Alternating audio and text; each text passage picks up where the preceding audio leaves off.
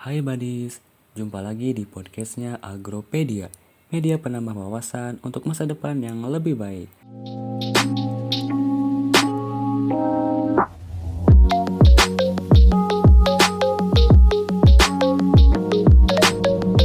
Kali ini kita akan membicarakan hal yang lagi booming akhir-akhir ini, yaitu Locust 19. Bagi kalian yang belum tahu apa itu Locust 19, simak penjelasannya setelah pesan-pesan berikut ini.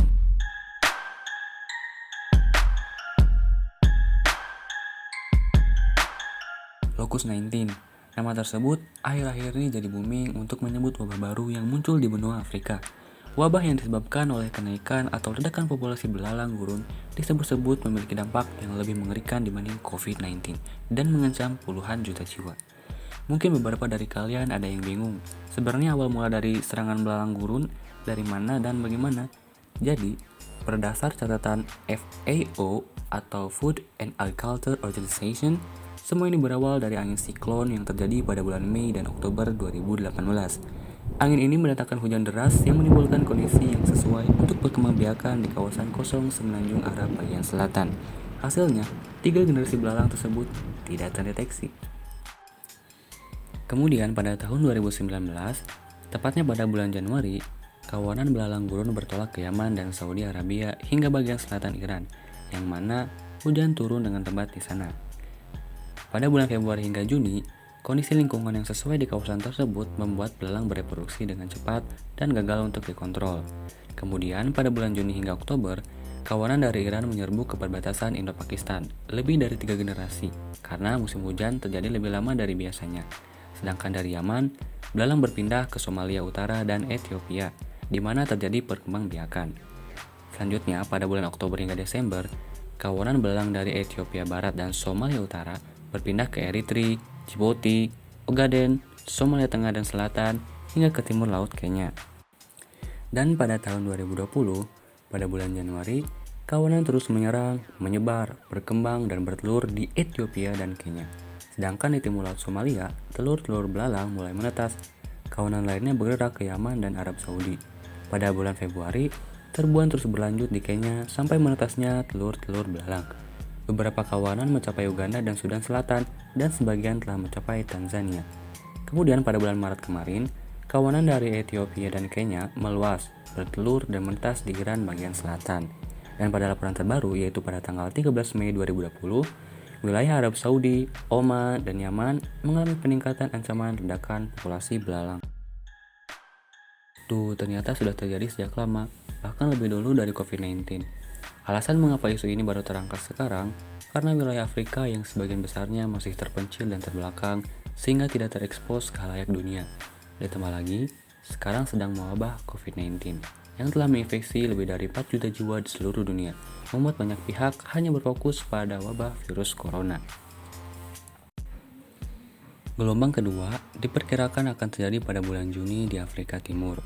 FAO memperkirakan akan terjadi peningkatan populasi hingga 20 kali lipat, yang mana pada bulan tersebut para petani sedang bersiap untuk panen raya. FYI nih, sebuah kawanan belalang gurun dapat terdiri dari 10 miliar ekor dan dapat mencakup wilayah seluas 200 km persegi. Dan yang paling mengerikan adalah bahwa belalang gurun dapat bermigrasi sejauh 150 km atau 90 mil dalam sehari.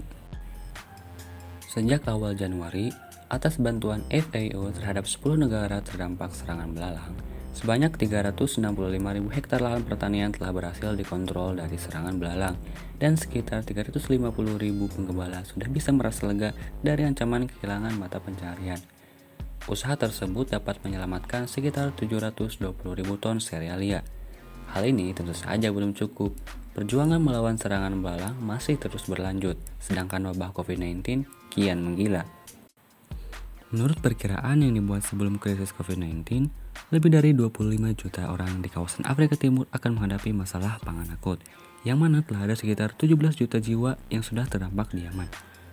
Untuk mencegah hal tersebut, pemerintah setempat bekerjasama dengan FAO untuk mengambil tindakan pencegahan sedini mungkin dengan menggunakan pestisida untuk sementara waktu, sembari menunggu penelitian lebih lanjut mengenai penanganan yang lebih ramah lingkungan. Hasilnya, Sekitar 240.000 hektar lahan di Afrika Timur telah diberi perlakuan dengan pestisida kimia dan melatih sekitar 740 orang dalam operasi tersebut. Badan Pangan dan Pertanian Dunia juga mendorong agar seluruh negara untuk menggunakan aplikasi e-Locust Tree yang mana berguna untuk merekam jejak transmisi data persebaran belalang secara real-time via satelit yang langsung terhubung dengan National Locust Center and the Desert Locust Information Service. Data ini dapat menjadi bahan pertimbangan langkah pencegahan yang harus diambil, mengingat bahwa pengendalian belalang akan sangat efektif dilakukan pada fase paling lemah, yaitu fase imago muda. Sebenarnya, jika dilihat dari grafik beberapa dekade terakhir, populasi belalang gurun cenderung mengalami tren penurunan. Baru pada akhir 2019 hingga 2020, populasi belalang mengalami kenaikan dan berpotensi menjadi wabah terparah sepanjang 70 tahun terakhir. Climate change atau perubahan iklim ditenggarai sebagai dalang dari masifnya perkembangan serangga hama.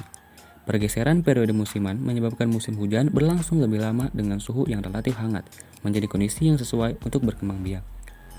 Perubahan lingkungan atau perubahan iklim terjadi akibat pemanasan global yang semakin parah.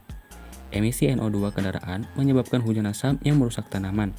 Jumlah CO2 yang semakin meningkat akibat deforestasi berlebihan, juga pelepasan CH2 sebagai akibat teknik bercocok tanam yang kurang tepat, merupakan beberapa penyebab pemanasan global yang perlu segera dituntaskan. Sebuah artikel pernah menyatakan bahwa COVID-19 telah menyita perhatian banyak pihak untuk mengambil langkah mutakhir guna mengatasi perubahan lingkungan. Banyak perusahaan, bahkan pemerintahan, menjadikan pandemi sebagai alasan untuk relaksasi terhadap tuntutan dalam aksi peduli lingkungan. Terlepas dari teori konspirasi yang berkembang saat ini, pandemi COVID-19, ledakan populasi belalang, hingga pemanasan global perlu disikapi secara bijak dengan dilihat dari berbagai sudut pandang. COVID-19 setidaknya memberikan waktu bagi bumi untuk memulihkan kondisi lingkungan yang semakin memburuk. Peristiwa yang disebut Locust 19 seharusnya tidak terjadi jika saja pemanasan global dapat ditekan. COVID-19 datang sebagai peringatan juga dapat mencegah Locust 19 semakin menjadi, yang akhirnya bisa menyadarkan banyak pihak untuk lebih concern terhadap lingkungan dan bagaimana cara hidup yang selaras dengan alam. Oke semuanya, mungkin segitu saja yang bisa disampaikan.